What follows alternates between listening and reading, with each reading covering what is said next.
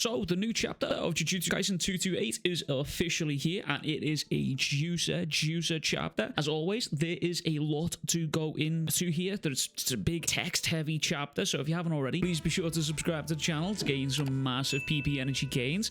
And as always, let's just get straight into the chapter and break it all down, because this one's a bit of a juicer, and it's looking like it might be Gojo over right now. But this chapter opens up where we left off, with Gojo having just made his domain expansion incredibly tiny, and we see Kusakabe and Maki now talking about this, with Kusakabe saying how in theory having his domain barrier this small and this tiny could serve to strengthen it, which a lot of us all theorized in the previous chapter and just off the leaks and off the previous chapter. Kusakabe then goes on to say how it's impossible with Mei Mei, then adding and now pointing out how many times now within the past couple of chapters they've claimed for something to be impossible during this chapter and during this fight. And again, it's calling back to that author comment, using common sense in the battle of the strongest will just simply just not apply here, and that's true. Like, no matter what you think, you're just wrong. No one's predicting this fight. It's crazy. Like, genuinely, some of the craziest theories that I've seen out there have just simply not been happening, and I don't even know. Whenever someone asks me what my prediction is for this fight, for these chapters recently, I'm just sort of like, I don't fucking know, brother. We're just in free fall right now.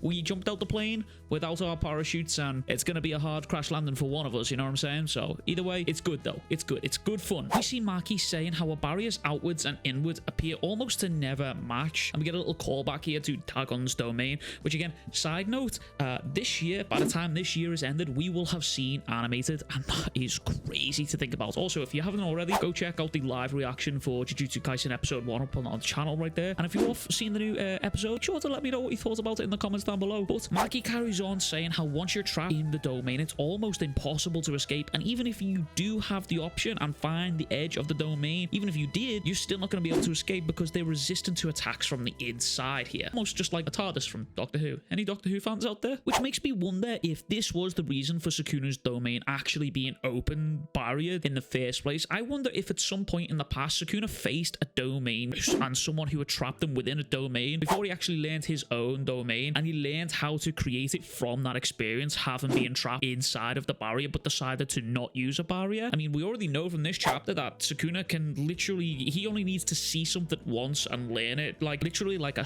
jacked up version of Yuta with the copy technique. Like he literally just needs to look at a technique once and then boom, copy that shit, which again, a certain group of fans within the series would call Sukuna the king of arseholes, you know what I'm saying? But I'm not getting into that debate. But Kusakabe goes on to explain how if you ever tried to envision a barrier so small to even hold yourself and your opponent, the barrier would just simply collapse. But this is where Choso interjects and mentions the prison realm, and Kusakabe agrees, saying Gojo's experience within the prison realm here must have come into play with him being sealed there. And honestly, I didn't see anything like this coming. I've always kind of rejected the idea of Gojo training inside of the prison realm because he basically gets rid of your cursed energy and your cursed techniques. However, I did like the idea of him sort of mentally fortifying himself while inside there. But now that I'm thinking about it, going off how the Six Eyes perceives cursed energy and how he perceives time and information in general, very, very possible that he's actually learned a lot from the prison realm, which we may see come into effect later on down the line. But Kusakabe then goes on to say how even knowing that, he still doesn't understand how Gojo can just change the conditions of his domain on the fly, which again, Gojo and Sukuna really can just do whatever the fuck they want.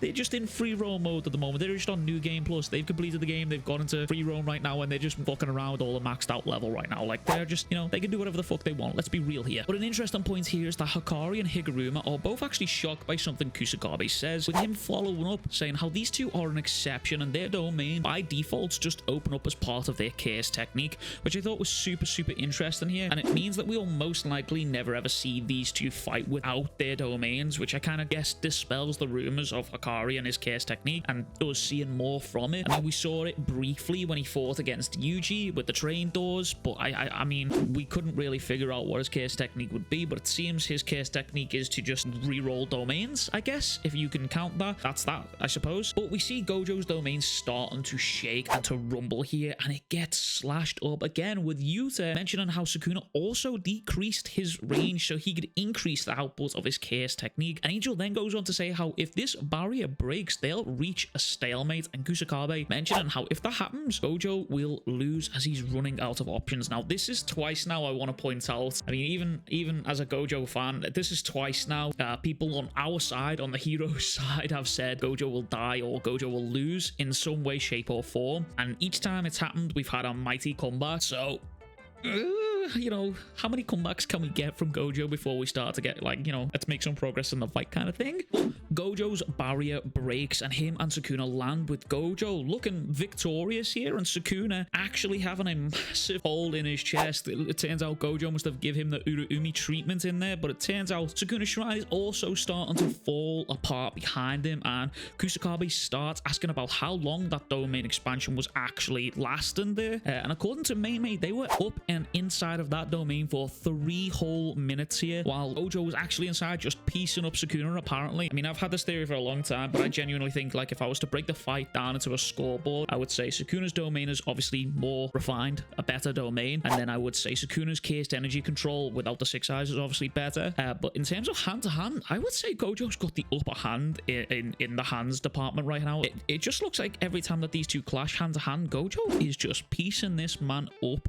Like, he, in the previous chapter, landed a lethal gut punch there, and you know, Gojo's got hands. I mean, we saw it against Miguel. That dude hate crimed Miguel, so we know Gojo's got hands, but I would definitely put Gojo above Sukuna in terms of the hands department, but everywhere else he seems to fall behind against Sukuna. And I also know that when the leaks dropped, I was hearing people talking about the possibility of Gojo possibly controlling the flow of time, but Gojo himself kind of dispels this theory a little bit later on in the chapter, with him also mentioning how long him and Sukuna were inside of the domain here. But Higuruma then goes on to say that now that their domains have collapsed, neither of them can use their chaos technique, with Maki then going on to say how Gojo could make the first move with him being able to heal his chaos technique. And Yuta also talks about how he can use reverse chaos technique, but he can't use it to heal a burnt out chaos technique. But I will say this, and I have said it before, I'm about to pump up my Yuta stock, so any Yuta fanboys in the comments below, you better make yourselves known. Yuta learning reverse chaos technique for his own chaos technique to heal that would be an insane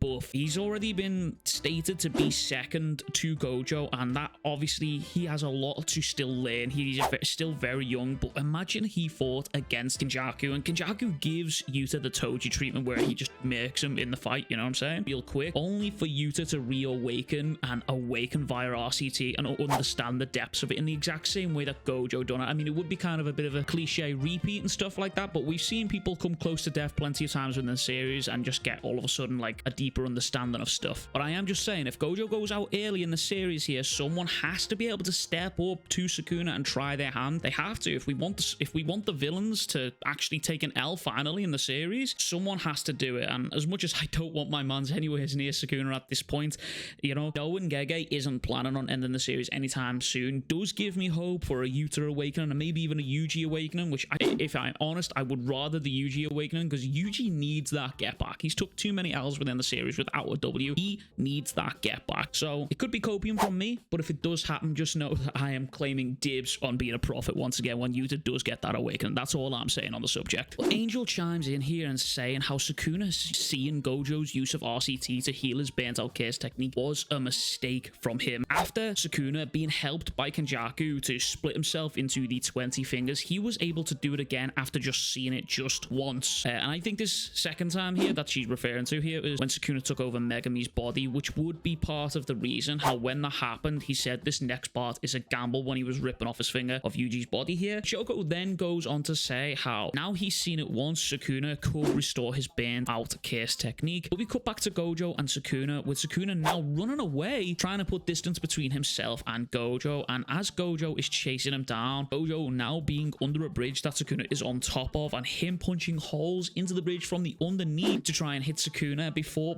bursting through. Like, this panel looks badass. I can't wait to see the manga colorists have their way with this one, because it looks insane. Like, you could really make Gojo look demonic. But Gojo starts to think to himself, why this whole time Sukuna's been stubbornly avoiding using any other chaos techniques here other than the one granted to his domain, which we know as Cleave and Dismantle. He carries on saying how even with the interior strength of the barrier lowered after I flipped the internal and external conditions, he didn't try and destroy it from the inside, and instead he chose a riskier option. And this is where Gojo carries on to say, while we were cancelling out each other's sure hit effects from within the domain, Sukuna had no choice but to use domain amplification in order to beat my limitless chaos technique, and that's a huge advantage for me, which basically means for Sukuna to harm Gojo, he needs either a domain expansion or the use of domain amplification, because otherwise he wouldn't be able to touch Gojo through Gojo's obviously infinity. But Gojo then goes on to say how he has saw for within a domain Sukuna can't use buildings to attack, which I'm not sure if this is a mistranslation, but I am genuinely not sure why this is said. So if someone in the comments can set me straight here on why this is said, because I have no idea. I don't understand why Sukuna would need to use a building to attack. I'm not really sure as to why that was a thing, why that was there, why that was said. But if you can set me straight in the comments below, much appreciated. He carries on by saying how until my domain was destroyed from the outside, I had the upper hand for 3 minutes, which, as I said before, if you're thinking that Gojo has the ability to control time within inside of the domain, then this statement from Gojo here kind of dispels that theory, because it was the same time for the gang outside as it was inside of the domain here. I mean, it's I suppose it's kind of possible when you control space, you kind of control time, because those things do kind of go hand in hand. But listen, I'm not smart enough to get into that one, so if any of you guys have got a big brain theory in the comments down below, please point that out, let me know. He carries on to say how in spite of all of this, why didn't Sukuna use the 10 shadows technique or the Mahoraga inside of the domain? Sukuna has memory of Megami and my conversation, so he knows that I know about the Mahoraga, doesn't he? Which is a callback to Megami and Gojo when they talked about the 6 eyes limitless user and the 10 shadows user killing each other in a fight to the death, which I just want to point out and just take a little minute to just pause here. This panel gets tossed about in the fandom so many times, and it's often used by Sukuna fans, but Gojo explicitly says killed each other, as in they both died, okay? Not as in the 10 shadows is better than the limitless 6 eyes, or the limitless 6 eyes is better than the 10 shadows. They both died, and I see a lot of fans using this panel as a way to prove the 10 shadows is a superior technique, and it's very heavily implied they're equal. Again, for the longest time I've said, up until now, this fight between Gojo and Sukuna has been equal. However, what comes next is very much not equal, and I made a video about this a week ago talking about this, but Gojo goes on to say how Sukuna is scared that I will beat it with the single attack, referring to the Mahoraga, which again, I've said multiple times, Gojo would easily dispatch the Mahoraga, and I think you're crazy if you don't think the same. Sukuna did it, and Gojo would be able to do the same thing in the same fashion, if not even quicker, with Gojo already having knowledge of it before going into the fight, as demonstrating right now. But Gojo all of a sudden starts bleeding from his nose, and we see the Mahoraga's Dharma Chakra wheel turn as if it's adapted to something, but we have no idea what. The wheel is seemingly within the shadows from the way that it's drawn here. It's complete darkness, but the shadows are there, which means the main theory that I'm seeing going around right now is that Sukuna has had this wheel out the entirety of the fight here, which means he was already adapted to red and purple from Gojo, and whatever else Gojo's done with inside the domain, he may have even adapted to Gojo's domain. Another theory that I'm seeing out there from Travis Lindsay in the live stream, shout out to you, it's possible that the wheel has actually adapted to Gojo's RCT and is interfering with it somehow. We know Gojo needs to keep his brain fresh at all times so it doesn't just melt from the sheer process of information from everything going on, so it does make me wonder if that's what's happened here. It could even be the case that Sukuna has used a technique reversal on it, because for a long time now, a lot of people have said, if the 10 shadows has a technique reversal, what would it be? Now, if the Dharma Chakra wheel is allowing the Mahoraga and Sukuna to adapt to any and all phenomenon, what if the reverse of that would be to target someone else and allow them to adapt to any and all phenomenon?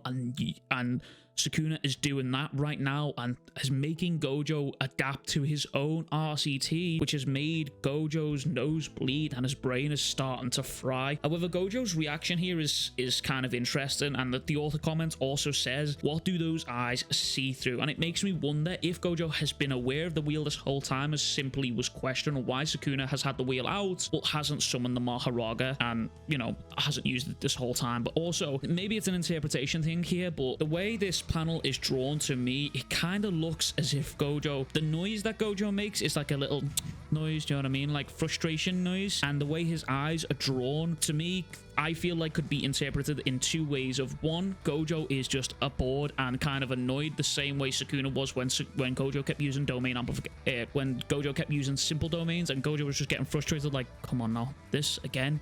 I could see this being the same thing where Gojo is looking at the wheel like, this is boring now, you know.